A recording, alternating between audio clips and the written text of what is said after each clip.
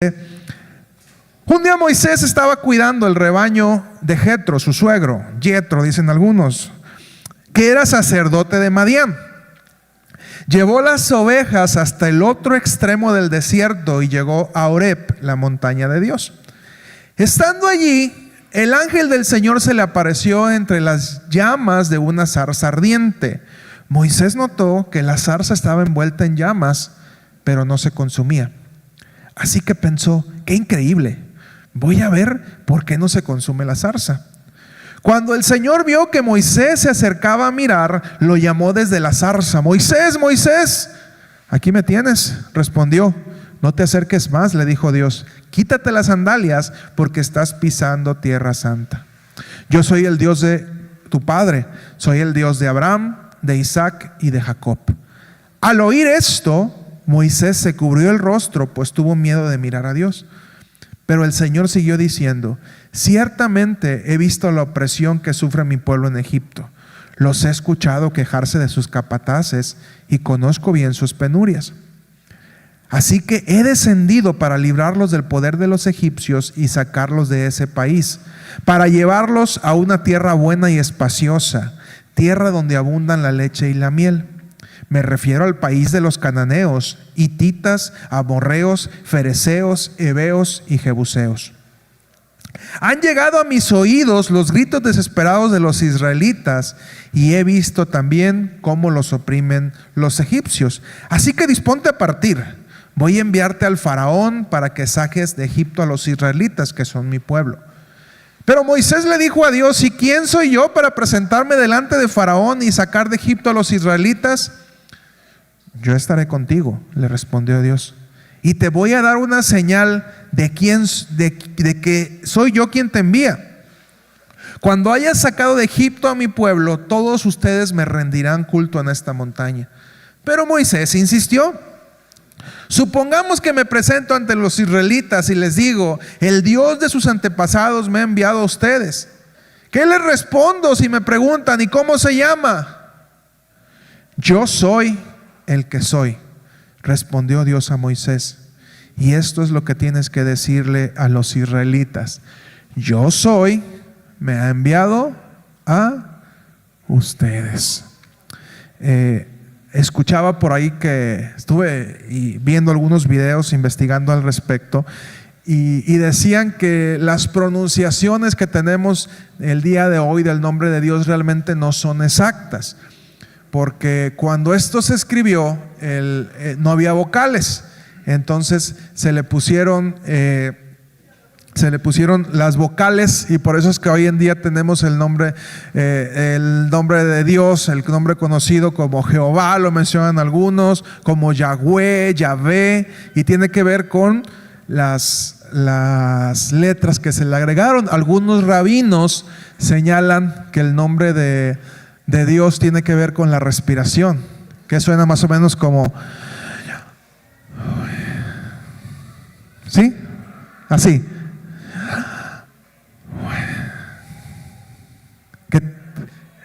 Inspirar, aspirar. Bien.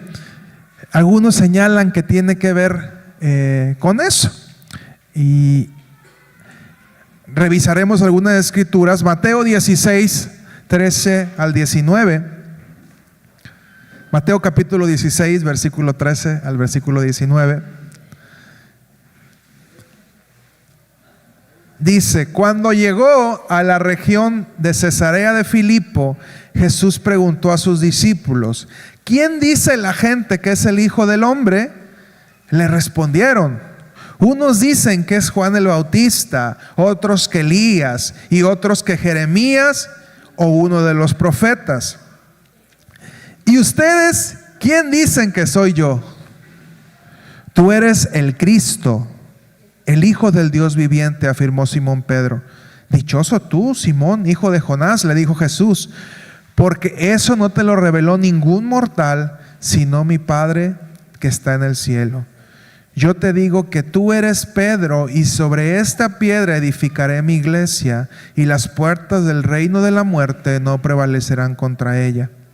Te daré las llaves del reino de los cielos. Todo lo que ates en la tierra quedará atado en el cielo, y todo lo que desates en la tierra quedará desatado en el cielo.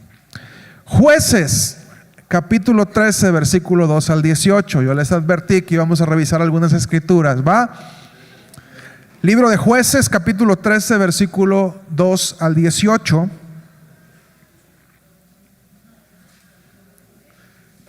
Jueces 13, versículo 2 al versículo 18.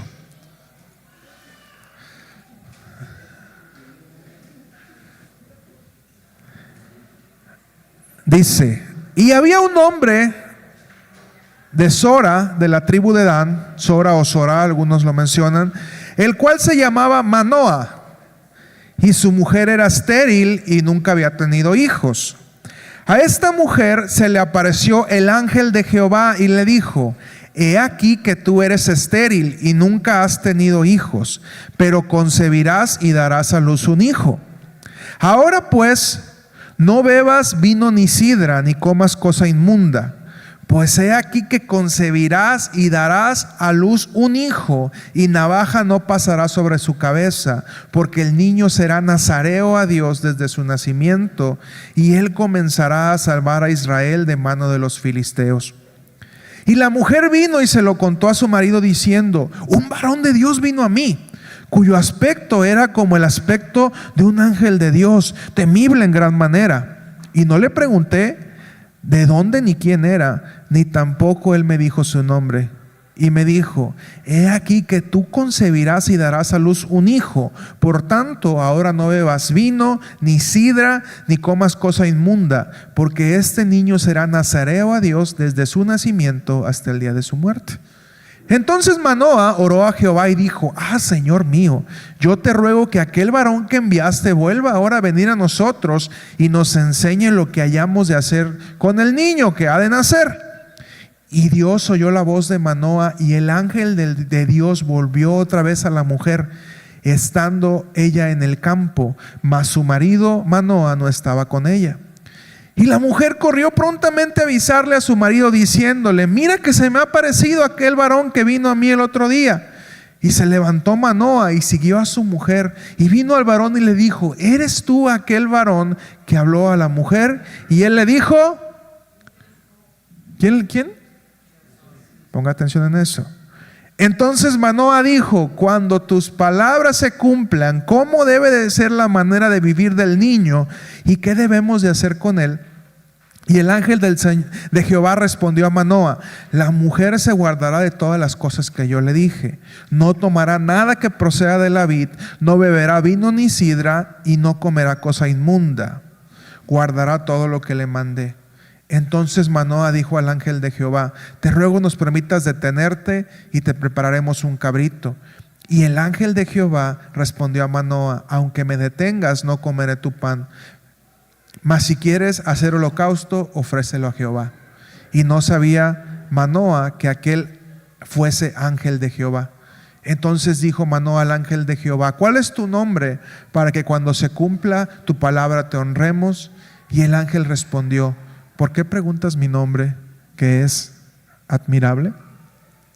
Un dato curioso de estas escrituras es que se usa el mismo término, Elohim, en el hebreo, que quiere decir, cuando dice el ángel de Jehová, no está hablando de un ángel como tal, un ángel que vino, sino está hablando de la misma presencia de Dios. No sabemos si fue Jesús. Jesús existía antes, nos dice el libro de Juan, el verbo era en el principio, ¿ok? Si fue el Espíritu Santo manifestado, pero nos dice en las escrituras que era precisamente el ángel de Jehová. Bien, y la última escritura por ahorita sería Juan capítulo 4, versículo 25 y 26, el Evangelio según San Juan. Capítulo 4, versículo 25 y 26.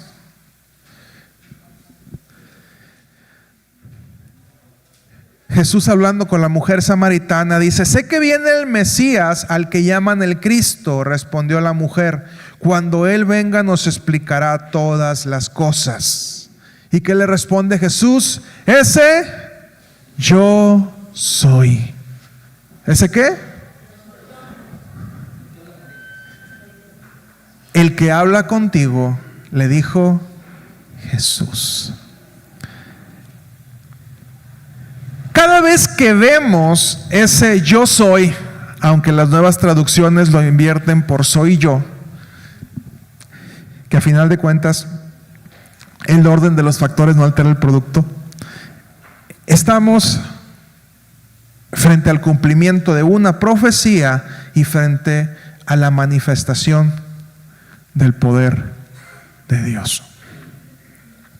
Como predicaba hace tiempo, me considero más del equipo de Tomás que del más team incrédulo, soy más team racional que team fe, ¿verdad? No sé usted en cuál de estos dos grupos se clasifica. Hay gente que es muy entusiasta, siempre tiene una buena expectativa, y normalmente es gente con fe, gente que se le da naturalmente la fe. No sé quién levante su mano y diga: yo me considero una mujer de fe o un hombre de fe. Charo, la única valiente. Bien, Nidia, ya empezaron a levantar la mano. Gaby, ya hay algunos que se identifican, que dicen: no, vamos a ver el lado positivo de las cosas. Esa es gente que se mueve más en el team fe. Habemos otros que somos más team Tomás, team racional, que decimos hasta no ver, no creer. Curiosamente, Jesús alaba a aquellos que viven por fe, pero no es desconsiderado con los que son más racionales, porque solamente Tomás, y este es un privilegio que solo Tomás tuvo, que pudo meter su mano en las heridas de Jesús, y fue el único que pudo corroborar por su propia mano que era Jesús. Y la semana pasada tenía ese debate en mi corazón, si qué es mejor, las manifestaciones o la fe racional. En este tiempo vivimos en una etapa de muchísimo conocimiento. La gente tiene mucho conocimiento. Tenemos un acceso impresionante en la palma de nuestra mano para poder acceder a él. Los niños tienen esta capacidad que nosotros los adultos apenas vamos entendiendo, ¿no? O sea, Benny tiene una duda y él no le pregunta a uno, y si uno no le sabe responder, pues él se va y ya le pregunta al Google, ¿verdad? Oye, Google, esto y esto, y encuentra una respuesta. O están ahí, tenemos la Alexa en el negocio, y luego: Alexa, ¿por qué sucede esto y esto? Y la Alexa le responde. Tenemos un acceso ilimitado. ¿Qué teníamos que hacer los viejitos anteriormente? Irnos a una biblioteca, ¿no? O sea, querías acceder al conocimiento, y pues era meterte a la biblioteca magna.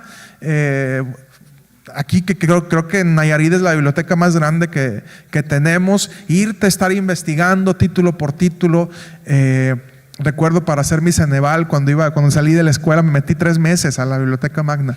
Entonces todos los días iba y revisaba libros, bajaba de uno, de otro, y era más sencillo poder obtener la información así. Hoy en día no, hoy en día tenemos en la palma de nuestra mano acceso a un montón de bibliotecas virtuales en las cuales podemos llegar a ese contenido. Pero el tener acceso a tanta información nos ha vuelto cada vez más racionales, y cada vez creemos menos en las cosas que puedan salir de lo que nosotros creemos que puede lograrse. Esto ha generado que cada vez veamos menos milagros. ¿Por qué? ¿Porque Dios es menos poderoso? No, porque nosotros creemos que sabemos más. Y anteriormente, si te vas a la etapa donde la Biblia fue escrita, no había tantos avances médicos, no había tanto conocimiento, y la gente corría a Dios. En medio de su desesperación, el primer lugar donde corría cuando estaba enferma, pues era Dios, y decir: Dios, ayúdame. Y ahorita, ¿a dónde es lo primero que corremos? A un médico. ¿Está mal? Pues no está mal. Dios ha permitido un avance en la medicina, si no, Dubé se nos quedaría sin chamba. Entonces, pues hay que ir con los médicos, ¿va? Pero hemos dejado de ver muchas cosas, no porque Dios sea menos poderoso, sino porque nosotros hemos dejado de creer. Hasta aquí me voy explicando. Pueden estar sucediendo milagros a nuestro alrededor y no nos damos cuenta, o bien cuestionamos que esos milagros sean ciertos. En una de las clases de discipulado platicaba con Julio y cuando éramos más jóvenes, porque seguimos siendo jóvenes, cuando éramos jovencitos y nos tocó ir a un congreso allá a Saltillo, en la iglesia en Saltillo se movían mucho por en milagros. Dios le había dado un don al pastor Isidro Galindo en cuestión de sanidades, y ellos oraban siempre con fe por sanidades, cada evento, y se veían cosas padres, impactantes, porque la gente lo había vivido de primera mano y creían lo que Dios podía hacer. Y Julio llegó allá con el tabique desviado y Dios lo sanó del tabique desviado. Entonces, cuando él regresa, él experimentó ese milagro de primera mano. Pero luego me dice, la gente a mí comienza a cuestionarme. Yo digo, yo sabía que estaba enfermo, yo supe que fui sano, pero luego la gente comienza a decir, ¿y será cierto? ¿Y realmente Dios te sanó? ¿Y realmente será que lo tenías desviado?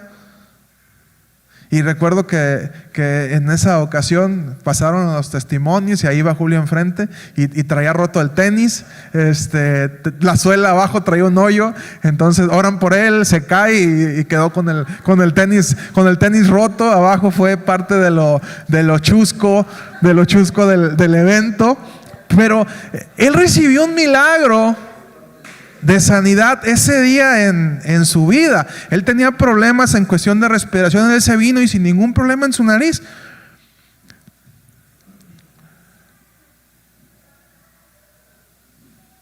Solo el que ha experimentado un milagro es quien puede confiar en la validez de ese milagro. Y si algo tengo en claro es que Dios se manifiesta con quien lo necesita, y lo decíamos el domingo pasado, que mi esposa dijo, yo empecé a oler un perfume diferente, un perfume bonito. Cuando se acaba el servicio se acerca una persona y le dice, yo también olí ese perfume. Y creo que Dios se muestra con quien lo necesita, pero también con quien quiere verlo.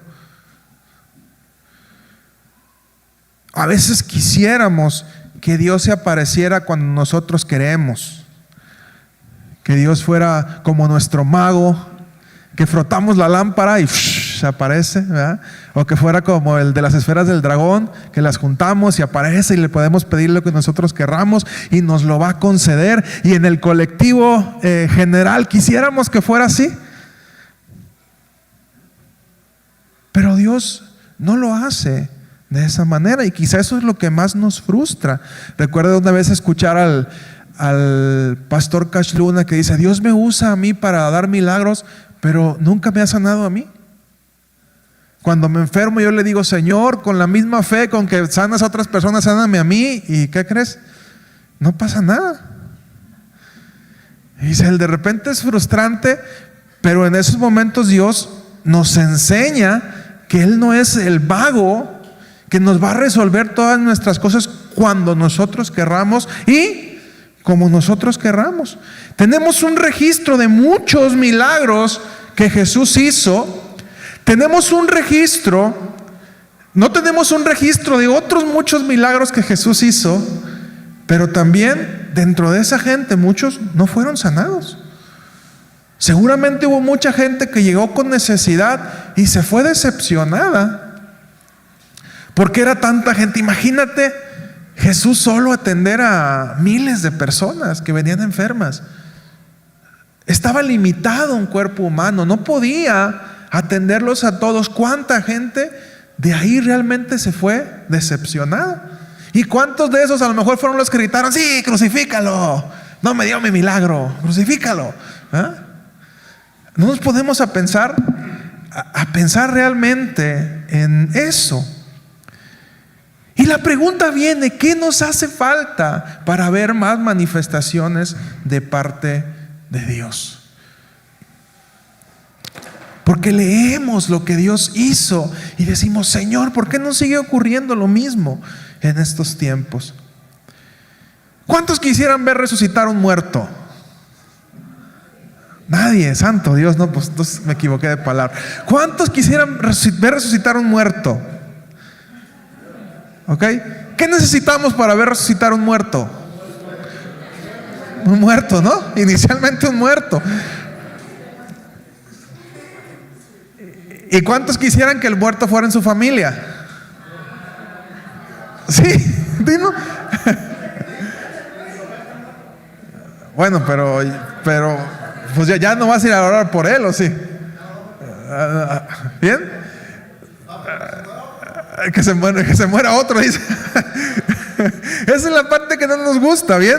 Para que resucite un muerto, tenemos que tener un muerto, pero no nos gustaría que el muerto fuera en casa. ¿Qué se ocupa para que un enfermo sea sanado? Un enfermo, bien. Y yo cuando oro le digo: Señor, mejor que mi familia no se enferme, prefiero ver el milagro de verlos a todos sanos que ver a un enfermo, ¿verdad? Esa es mi oración. Perdóneme, a lo mejor no me llega tanto la fe, pero yo prefiero decirle: Señor, manténme sana a toda mi familia, y yo oro por eso. Señor, guarda a mis hijos, guarda a mi esposa, guarda a mi mamá, guarda a toda la familia, que no se me enferme nadie. Yo prefiero orar así. Pero si queremos ver un enfermo sanado, necesitamos un enfermo. Si queremos ver un muerto resucitado, ocupamos un muerto. Pero adicional a eso, ocupamos a una persona con fe.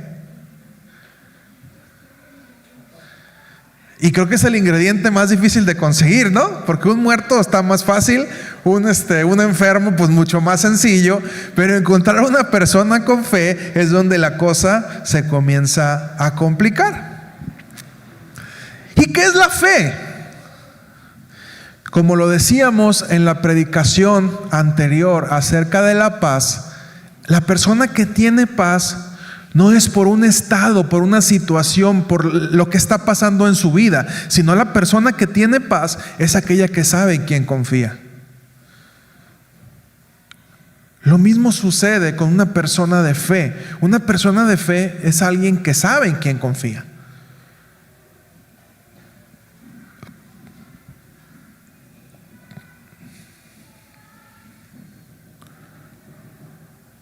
Para ver manifestaciones, lo primero es necesario poder creer y tomar la iniciativa. Si bien hay milagros, y lo platicábamos en la clase de discipulado, donde la misma fe de la persona hizo obrar el poder de Dios. Tenemos el caso de la mujer del flujo de sangre. Ella dijo: si yo solamente toco el borde de su manto, yo voy a ser sana. Y la fe que ella tuvo activó el poder de Jesús. Jairo mismo: Señor, vamos a mi casa porque yo sé que tú puedes sanar a mi hija. El centurión: Señor, tú di la palabra y mi siervo va a ser sanado. No necesitaron que la fe de Jesús se activara. Ellos mismos con su fe activaron el poder de Dios.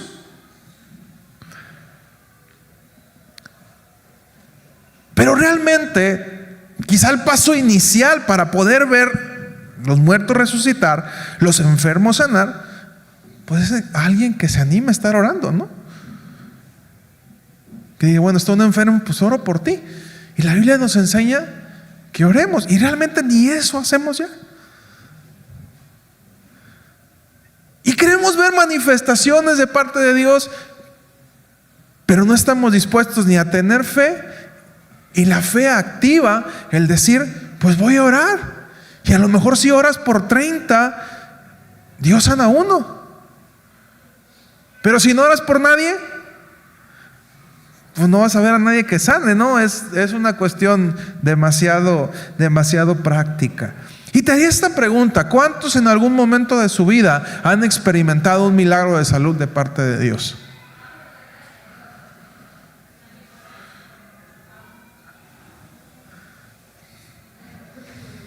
¿Y por cuántos ha orado usted?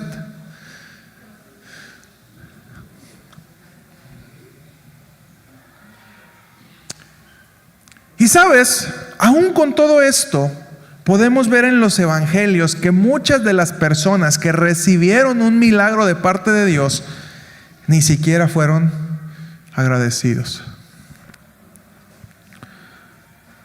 Seguramente tú conoces a alguien que recibió un milagro de yo soy, que nunca conoció a ese yo soy.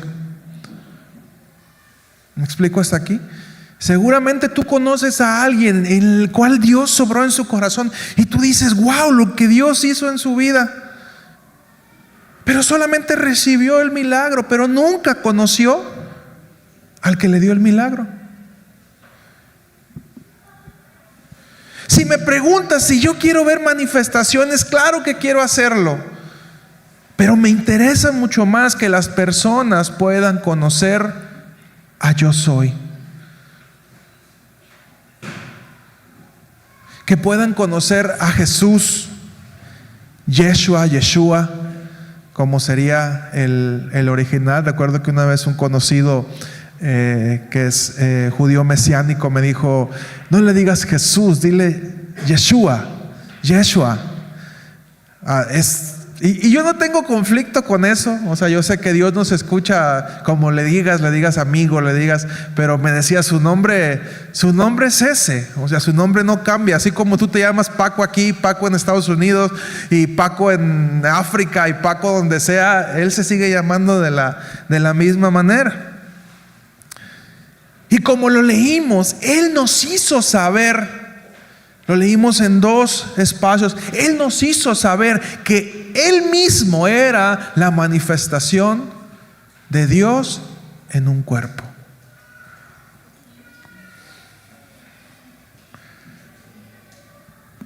Para los judíos no es permisible mencionar el nombre de Dios. A ellos es una ofensa. Si tú llegas allá y dices Yahvé, Jehová, para ellos es una ofensa. Si algún día vas a Israel, para que lo tengas en cuenta, porque puede ser incluso hasta peligroso, porque ellos consideran demasiado solemne ese nombre de Dios y no lo mencionan. Ese yo soy, no lo mencionan. Ellos dicen Elohim, Adonai, Abba. Tienen otros nombres con los cuales lo más que se acercan es Yah. Lo abrevian porque ni siquiera se sienten dignos de poder pronunciar ese nombre. Un nombre que nosotros hemos usado con tanta ligereza, incluso hasta con burla. Ellos ni siquiera se atreven a mencionarlo por la gran solemnidad que lleva en él. Y Jesús, cuando entendemos este concepto, Jesús se volvió tan odioso para los judíos que no lo conocieron. Ojo con esto, porque no solamente mencionaba el nombre de su Padre, sino que decía que Él mismo era yo soy. Y cuando lo vemos desde este concepto, entendemos por qué los judíos lo querían matar, por qué los intérpretes de la ley lo querían matar, porque no lo conocían, no sabía quién era. Pero lo que estaba haciendo era una violación muy fuerte para sus tradiciones, para lo que ellos creían. No sé si a ti te ha pasado lo mismo, pero uno piensa, ay, qué exagerados los fariseos, ¿no? Pero realmente era una violación fragante para ellos el que alguien se hiciera igual a Dios, que se mencionara con ese nombre.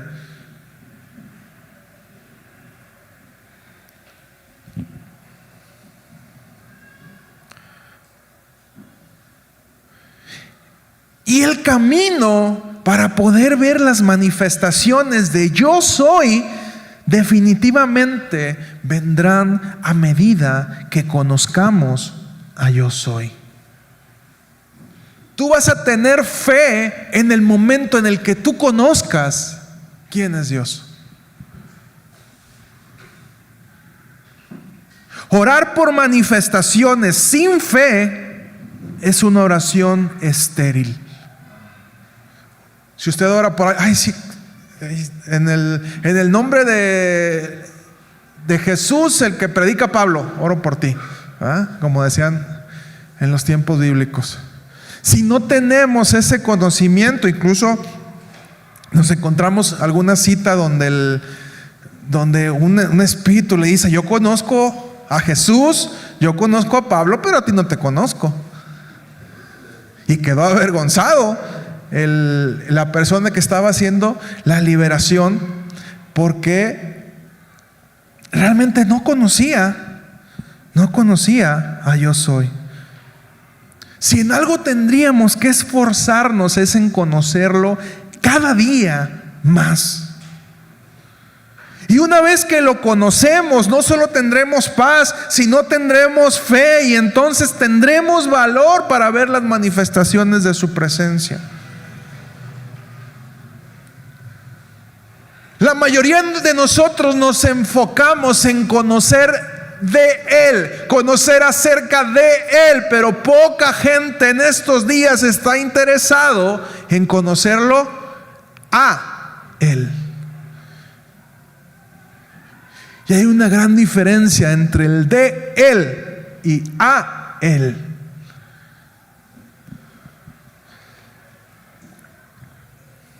Conocerlo a Él va a traer una verdadera transformación en nuestras vidas. Podremos recibir mucho de Él, pero si no lo conocemos a Él, tendremos una vida de fe estéril.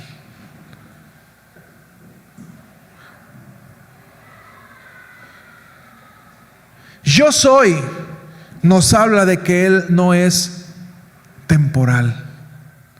Él es un Dios atemporal. Soy el Dios de Abraham, soy el Dios de Isaac, soy el Dios de Jacob, soy el Dios de David, soy el Dios de Gael, porque Él no existió hace tiempo. Dios es Dios de vivos y no de muertos. Él sigue estando presente el día de hoy. El Evangelio según San Juan, capítulo 14, versículos 5 al 10.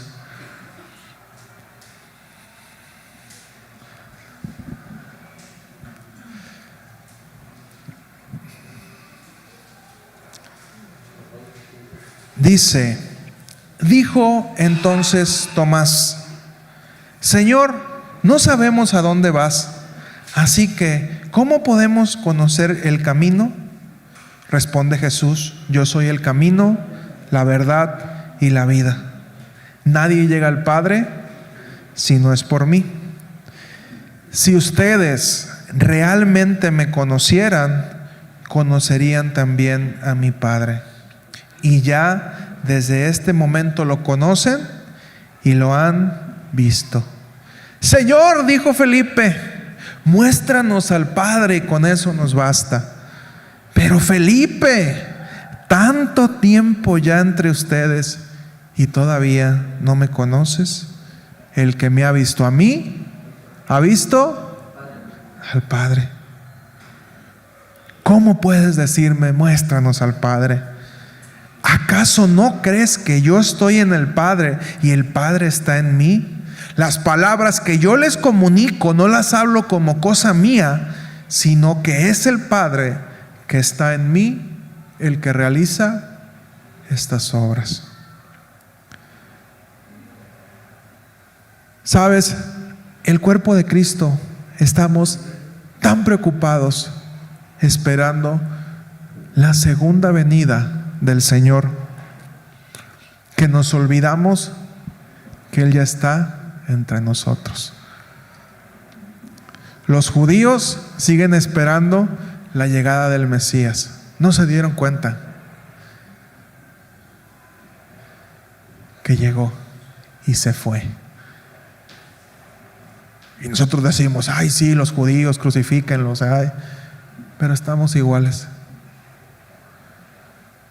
Señor, ya queremos que venga. Señor, ven por favor. Y Dios nos dice: yo estoy con ustedes a través de mi Espíritu Santo. Y sí, un día vamos a reinar con Él, y sí, un día vamos a ir a casa del Padre. Qué chido. Pero nos hemos olvidado que Él está en medio de nosotros. Tenemos iglesias repletas de gente escuchando hablar acerca de Él, y Él paseándose en medio de ellos, y nadie está dispuesto a conocerlo a Él.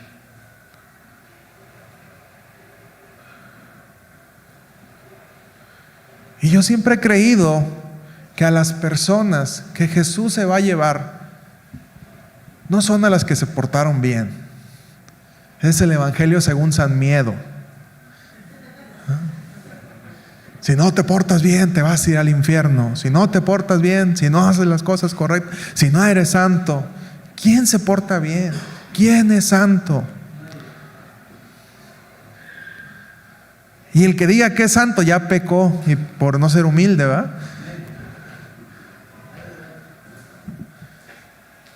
¿Hay alguien aquí que nunca haya pecado?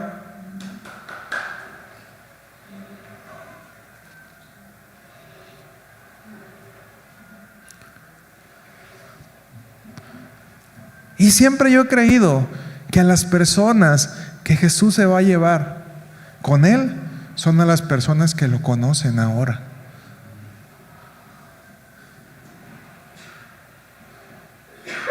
Si tú vas a ir a un viaje, ¿a quién te llevarías? ¿A desconocidos? Si tú preparas una gran fiesta por tu cumpleaños, ¿a quién vas a invitar?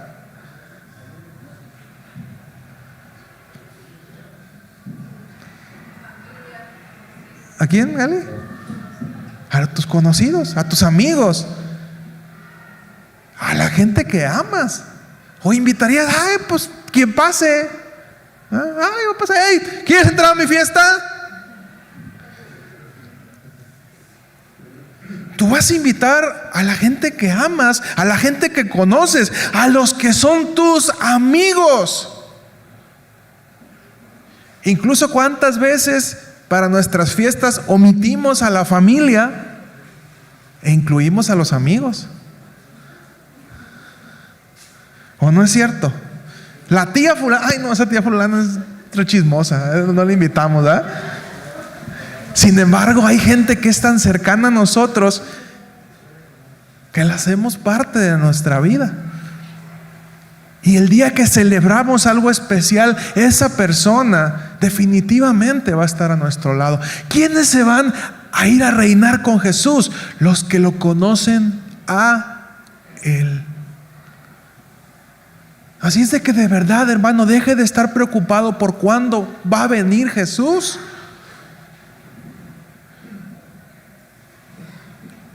Dios mismo ya está aquí.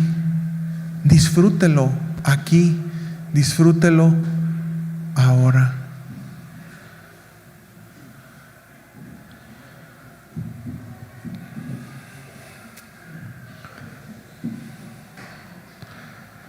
Quien conoce al Espíritu Santo, conoce a Yo Soy, conoce a Yahvé, conoce a Jehová. Como dice en la película de Narnia, ¿verdad? En tu mundo me van a conocer de muchas formas. Hay muchos nombres por el cual llamamos, pero quien conoce el Espíritu Santo, y no entendemos el poder de la Trinidad, cuando Él les dijo, les conviene que yo me vaya, porque Jesús estaba limitado en su cuerpo físico, Él no podía estar en dos partes a la misma vez. Dice, les conviene que yo me vaya, porque el día que yo me vaya, entonces va a venir el Espíritu Santo que habita en mí y va a habitar en cada uno de ustedes. Les conviene que me vaya, déjenme ir, les decía Jesús. No saben lo que va a pasar, déjenme ir, porque si yo me voy el Espíritu Santo va a venir, y entonces el templo no va a ser un lugar físico, el templo va a ser un lugar espiritual, y tú vas a poder llegar a ese espacio, y yo voy a estar contigo, y yo voy a sentarme, y yo voy a cenar contigo, y vas a disfrutar de mi presencia, porque el velo fue partido.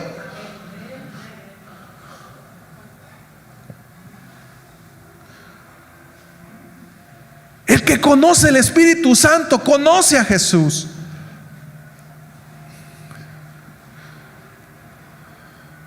Es que Jesús, estoy esperando que vuelvas, es que ya estoy contigo. Un día nos vamos a cambiar de casa nomás. ¿Me explico?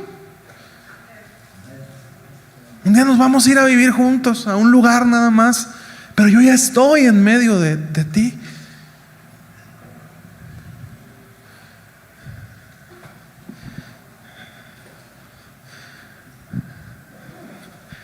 Maite, Maite, ven por nosotros, Maite. Aquí estoy. Por favor, Maite, escúchanos, Maite, ven con nosotros, Maite. Aquí estoy.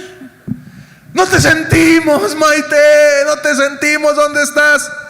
Aquí estoy.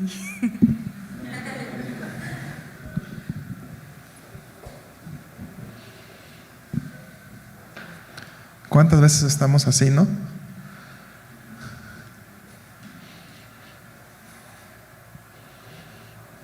Y el Espíritu Santo dice: aquí estoy, medio descuidado y olvidado en tu corazón, ¿eh? Pero aquí estoy.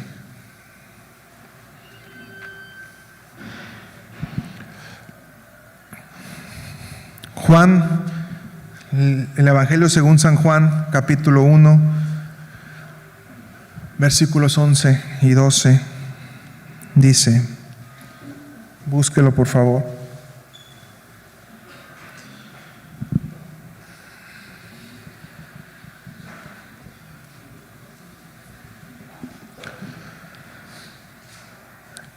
Vino a lo que era suyo, mas los suyos no lo recibieron. Mas a cuantos lo recibieron, a los que creen en su nombre, les dio el derecho de ser hijos de Dios. Tenemos que romper ese paradigma que hemos creado de pensar que Dios está lejos.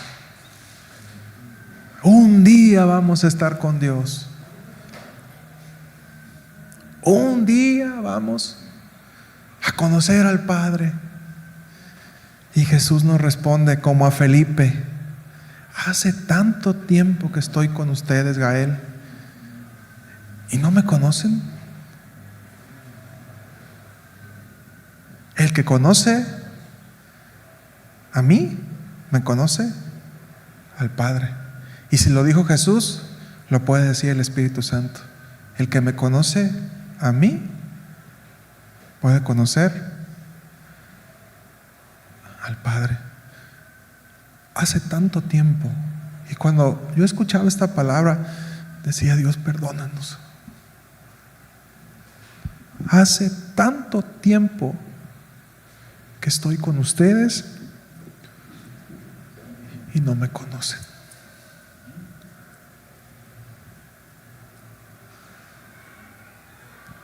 Y esa es la realidad de la iglesia que somos hoy. Hace tanto tiempo que estoy con ustedes y no me conocen.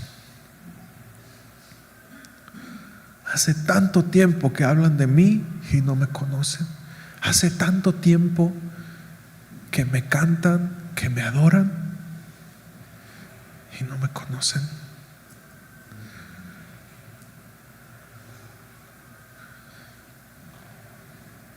Pase, grupo de alabanza, por favor.